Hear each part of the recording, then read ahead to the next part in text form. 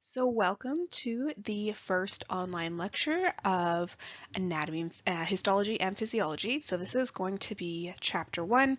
It's really just going to be a very introductory chapter. We're just going to be looking at things very broadly, and we'll look at kind of things that we'll look at more in detail later on in the class.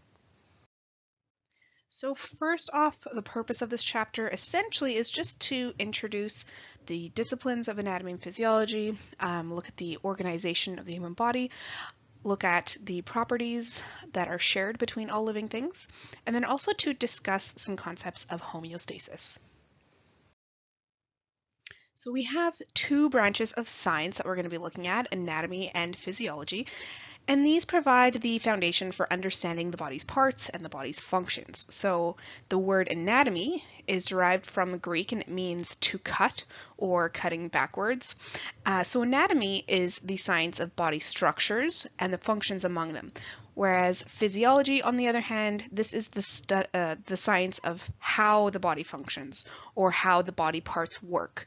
So when we're thinking about anatomy here, this is going to be the structure, and physiology is going to be the function of the body parts. This table here describes kind of the several branches of anatomy and physiology. So on the top left here, we're going to have branches of anatomy. So things like cell biology, histology, gross anatomy. These are all looking at the structure of parts of the body. And then we have branches of physiology like neural physiology, immunology, respiratory physiology. These are all looking at the function of body parts. Levels of organization in the body can be thought of kind of like a language. So you have letters, words, sentences, paragraphs, and so on. Your exploration of the human body will extend from atoms and molecules here in the chemical level, all the way through to an entire person or a whole organism. So we're going to be putting these chemicals or atoms together to make molecules, and those molecules will come together to make cells. The cells will come together to make tissues, tissues to organs, organs to systems, and systems to organisms.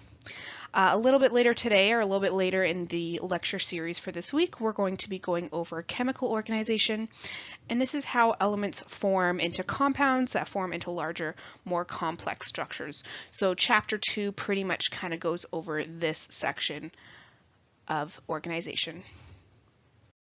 So now we're going to be looking at the 11 systems of the human body. We're going to be looking at it very briefly right now in this video. We're going to be looking at them in a lot more detail later on in the class.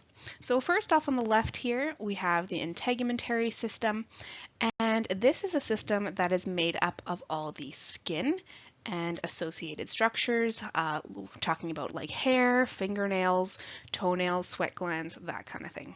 So this is your body's first line of defense against bacteria, viruses, or pretty much anything that's looking to cause harm to your body. Next up on the left, we have the skeletal system, and this is very structural system. So unlike a lot of insects, we have an endoskeleton, whereas a lot of insects, they have an exoskeleton.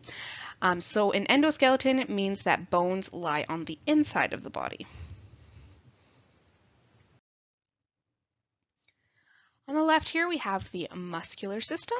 So muscles, they work to move and stabilize your body and appendages.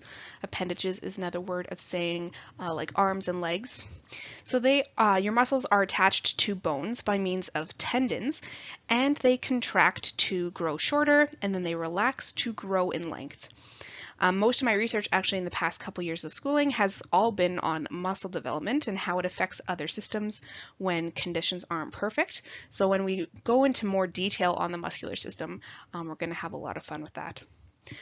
Next, we have the nervous system. So this is pretty much your brain, your spinal cord, and your nerves.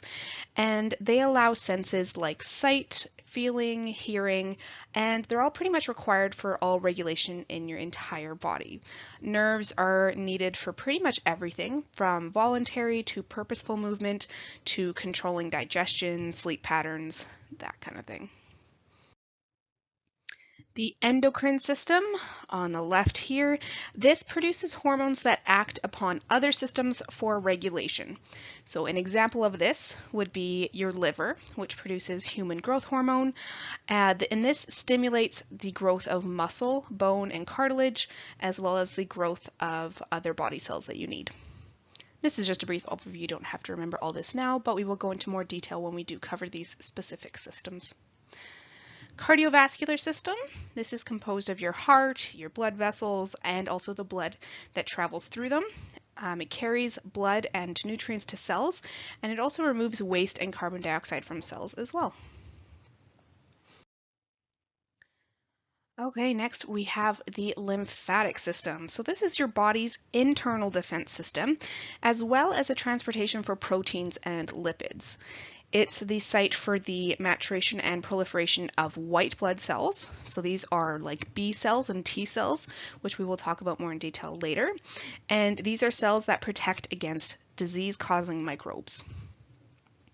Your respiratory system, this transfers oxygen from the air that you inhale into the blood, and it also transfers carbon dioxide from the blood that comes from your muscles and organs, and it transfers it into the air that you exhale.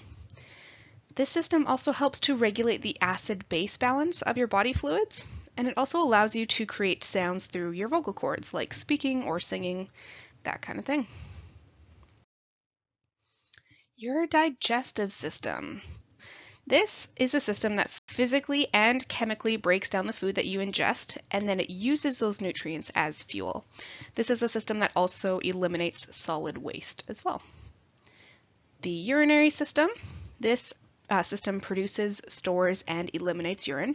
It also does assist in maintaining the acid-base balance of body fluids as well, and it also helps to regulate production of red blood cells. The reproductive systems, different in male and females. They are physically different, but also chemically different in men and women, but they both function to produce gametes that when united, these form new organisms. This system also has a very large role in hormone production, and also associated organs transport and store gametes, and the mammary glands in women also produce milk. So we have the main structures of the reproductive systems, but then there's also these associated structures that do a lot as well.